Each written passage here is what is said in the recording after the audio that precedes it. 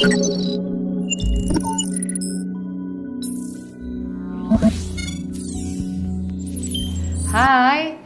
selamat pagi viewers Kanal 3, jumpa lagi dengan saya Ratna Jarum. Hari ini topik Melek Hukum kita, kali ini kita kedatangan tamu spesial saya. Tolong kenalin Om. Oh, panggil saya Om sih. Iya, di sini semuanya Om semua pokoknya deh. Oke, nama saya Benny Manurung. Saya punya profesi sebagai pengacara. Kalau berdasarkan undang-undang sih harusnya ngomongnya advokat, tapi Iya. masyarakat taunya pengacara. Cuman dalam hal ini saya juga karena tugas-tugas saya sebagai advokat, pengacara, saya sering berpergian Oke, ke daerah, ke daerah. akhirnya menggunakan moda transportasi udara. Transportasi udara. Itu aja lah dulu. Itu ya. Iya. Makasih loh Om Iya. Ben. Nah, Om Benny Manurung di sini akan menjelaskan, kita akan tahu diskusi nih mengenai berita atau informasi yang saat ini jadi polemik ya sedikit di masyarakat tentang kewajiban tes PCR untuk naik pesawat terbang ya. Ini gimana nih Om, kok bisa jadi kisruh, ada yang setuju, ada desakan setuju, ada desakan yang udah deh dibatalin aja. Nah, menurut Om Benny gimana? Ya, sebenarnya begini ya. Sebenarnya prinsipnya itu pemerintah itu ingin melakukan semacam supaya tidak terjadi penyebaran virus sih sebenarnya. Iya. Tujuannya itu. Tingkat itunya nggak naik ya? Cuman tingkat. memang dari kalangan pengguna transportasi udara maupun kalangan pebisnis di bidang transportasi udara itu banyak keberatan mengenai kebijakan itu karena satu, itu masalah harga sih, masalah harga. Oke. Harganya memberatkan karena harga itu akhirnya juga menaikkan budget untuk perjalanan. Iya, gitu. benar. Yang tadinya cukup beli tiket, pesan hotel, sekarang tambah lagi. Tambah lagi Harus ya. PCR pergi berapa, PCR pulang berapa. Apalagi kalau sampai satu keluarga 5 orang, 6 orang Nah, gitu bener kan. nih. Jadi Iya. gini Om, ada juga yang bilang bahwa oh ini kan moda transportasinya pesawat terbang, yang naik juga orang-orang golongan menengah ke atas. Iya. Nah, menurut Om Benny anggapan kayak gini gimana nih? Ya begini ya, kalau bicara golongan menengah ke atas, memang kita akuin golongan menengah ke atas itu terbang menggunakan pesawat ya, apalagi kalau antar pulau gitu Iya. ya. Tetapi saat ini justru banyak penerbangan itu justru yang low cost carrier. Nah, artinya apa tuh? low cost carrier itu adalah berbudget murah. Oh, low cost Iya. carrier. heeh. Rata-rata justru yang terbang itu justru penerbangan yang berbudget murah dan itu banyak dinaiki oleh orang golongan menengah ke bawah gitu kan. Jadi sekarang kalau bicara bahwa penerbangan adalah sesuatu yang mewah, itu zaman dulu lah. Zaman dulu ya. Zaman dulu.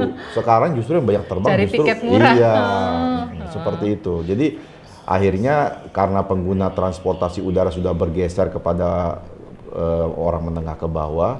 Nah, inilah yang akhirnya menjadi polemik karena merasa masyarakat tuh keberatan dengan diwajibkannya PCR untuk terbang. Oke.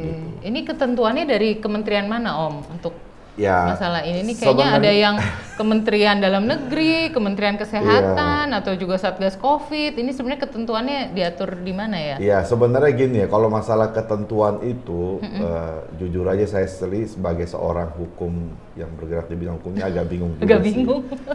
Di satu sisi Menteri Dalam Negeri bikin ketentuan, Iya. di satu sisi Departemen Perhubungan baik Menteri maupun Dirjen Perhubungan Udaranya bikin ketentuan, oke. lalu ada juga Ketua Satgas Covid bikin ketentuan. Jadi akhirnya membingungkan siapa sih sebenarnya yang punya kewenangan ngurusin masalah kewajiban atau syarat untuk terbang. Terbang. Gitu kan. Tapi setidaknya kalau dari informasi yang diterima terakhir itu Menteri Dalam Negeri itu kan sudah buat semacam instruksi. Iya. Ini yang latest ya, yang terakhir. Membuat instruksi bahwa untuk terbang itu kemanapun dengan dosis vaksin apapun itu wajib PCR. Oh, Dan walaupun itu- udah 2 vaksin iya, ya, dan kayaknya sudah sempurna. dikuatkan juga dengan ketentuan dari otoritas di bidang perhubungan maupun dari Satgas juga gitu kan. Nah, inilah akhirnya memberatkan masyarakat, tidak hanya masyarakat ya, tapi juga operator transportasi udara gitu ya. Bahkan saya dengar kabar itu ikatan pilot itu sudah mengajukan keberatan petisi untuk kalau bisa kewajiban PCR tidak ditiadakan lah, jangan diwajibkan PCR. Jadi kalau bisa itu cuma disarankan dan untuk penerbangan kan udah ada vaksin. Iya, betul. Apalagi sudah full vaksin. Nah, paling mereka akhirnya kasih rekomendasi ya udah antigen aja cukup gitu.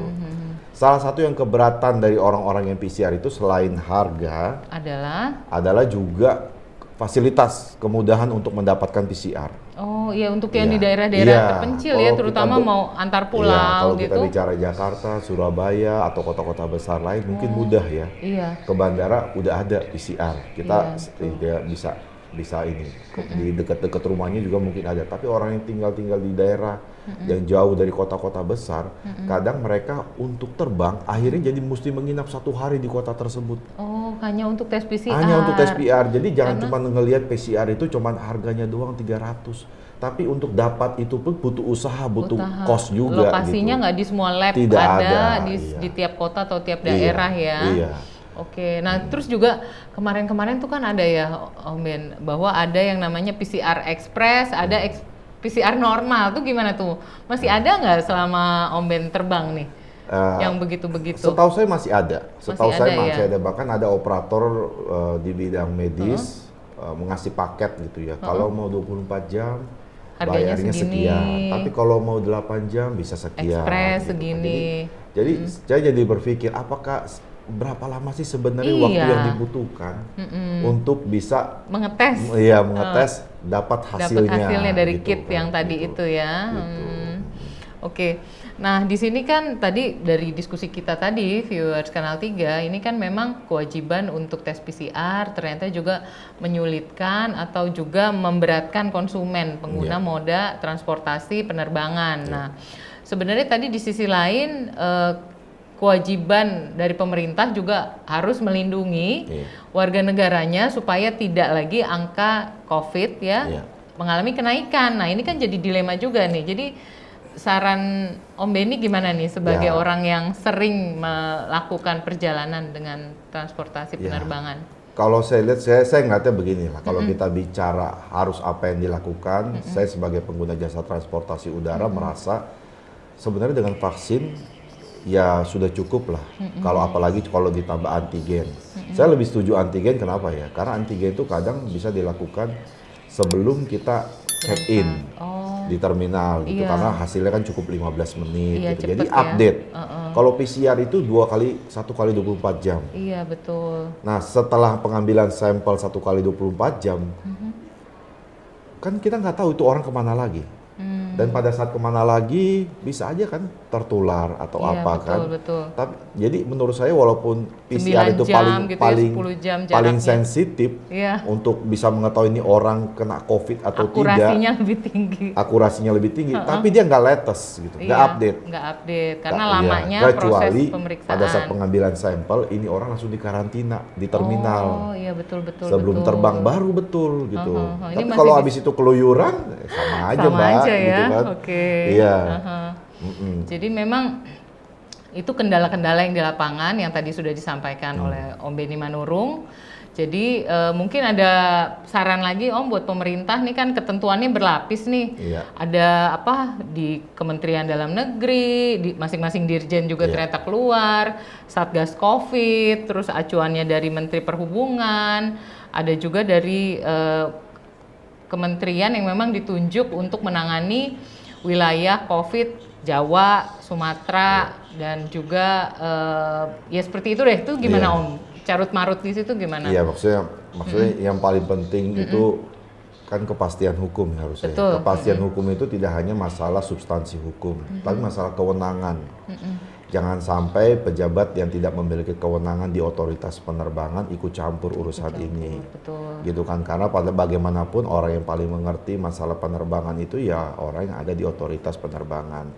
Jadi mungkin berikutnya pemerintah harus lebih memberikan kepastian hukum pada masyarakat. Gitu kan, jangan sampai masyarakat akhirnya bingung harus mau mengikuti peraturan yang mana yang dikeluarkan pemerintah gitu kan. Karena nilai untuk wajib tes PCR tuh di angka berapa sih Om? Di nilai berapa sampai berapa sih range-nya? Yang maksudnya wajib harganya untuk tes tuh berapa sampai berapa sih?